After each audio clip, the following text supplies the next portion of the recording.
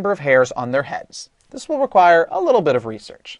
So seems like a kind of a weird thing at first. So we see this use the pigeonhole principle after researching. So that's going to be a hint that we're going to want to use the pigeonhole principle. So a little bit before we get into this, let's consider the idea of if we were talking about birthdays. That will help us understand what's about to happen in just a moment.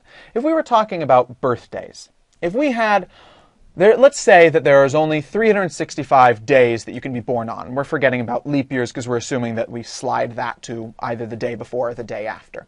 So there's 365 days that you can be born on. That means if we have 366 people in the same room, we are guaranteed that at least one pair of people there has the same birthday. Now there might be more birthdays that are concurrent, that people have the same birthday, but we can be guaranteed that there is at least one pair, because if we've got 365 effective slots for a day that a birthday can be on, that's 365 boxes that a person can go into and represent I'm on that day, then at least two people are going to wind up having to be in that same box. They're going to have to wind up occupying the same birthday.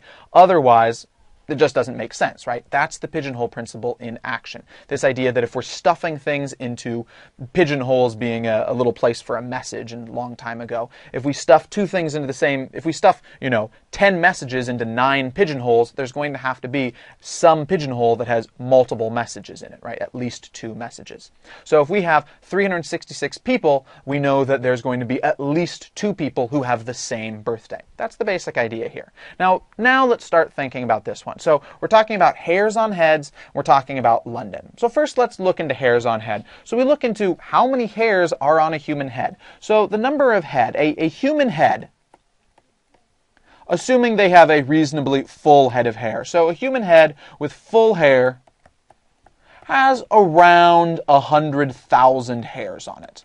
About 100,000 hairs. Now, of course, this number can be higher, this number can be lower, but it doesn't get much higher than 100,000. Like 200,000, pretty much no one's going to have 200,000 hairs. So it starts to limit out pretty quickly. So around 100,000 hairs is about the normal amount for a human head, and 150,000 would be a lot of hair. More than that just starts to become ridiculous and really hard. We figured that out with just a little bit of internet research, some cursory research. We figured out pretty quickly, it looks to be about 100,000. So at that point, we didn't do really, really careful scientific study, so we want to make sure that we're, giving some extra leeway here. So let's say, from this idea, the absolute maximum number of hairs that can be on a human head, the absolute max is going to be, let's just say it's 1,000,000 hairs. There can't be more than 1,000,000 hairs on a human head. So there have to be 1,000,000 hairs or less on a human head. You can be anywhere between 0, right? You can't have less than 0 hairs on your head,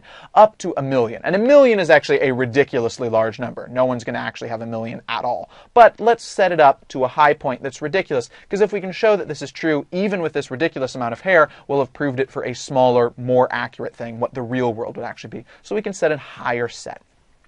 Next idea is let's look at the population in London. So the population in London, as of the writing of this video, the population in London is a little bit over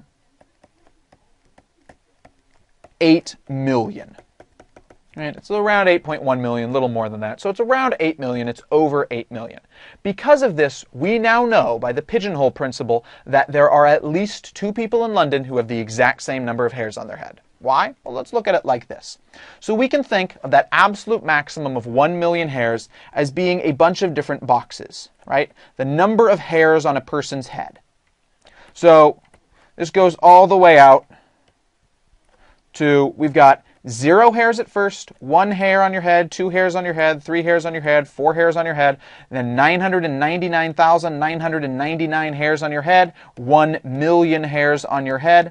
So we've got all of these different boxes that a person can go into, right? We're counting all the way up from 0 up until 1,000,000 hairs. We know that if it's a human, they're going to have to go in one of these boxes, because the absolute maximum number of hairs, and this is a ridiculous number, would be that a person has 1,000,000 hairs on their head. So that's too large, but we know that the absolute maximum number of boxes that we have to have here is from 0 up into 1,000,000 to mark out the number of hairs on a head. Now, we know that the population of London is over 8 million. That means when we go through the first 1,000,001 people, then they're each at, unless they already wind up having the two people having the same number of hairs on their heads in the first 1,000,001 people, then we're going to go all the way up from 0 to 1,000,000 with each person having a unique number of hairs on their head. But as soon as we get to the 1,000,002nd person, they're going to wind up having to go into the same box as someone else. Someone else will wind up having to have that same box with somebody else. They'll have to share. So we've got the exact same number of hairs guaranteed. We know right this moment in London, there are somewhere in there two people who have the exact same number of hairs on their head. Pretty wild. In fact, because it's over 8 million, we could show that there are in fact at least 8 people who have the exact same number of hairs on their head right this instant. Kind of surprising. I won't prove why that has to be the case, but if you think about this for a little while, you'll probably be able to figure it out on your own. Pretty cool. Now, of course, there's no like practical application to this immediately. We couldn't actually find these two people with any ease, but it is interesting to know that there's this guarantee that because there are so darn many people in London, and there's just not that many hairs on the human head, there are more people in London than there can be hairs on the human head, it must wind up being that two people have the same number of hairs on your head, hairs on their heads. So that's one way to apply the pigeonhole principle that allows us to show these really kind of surprising, strange results with not that much difficulty. All right, cool. We'll see you at Educator.com later. Bye.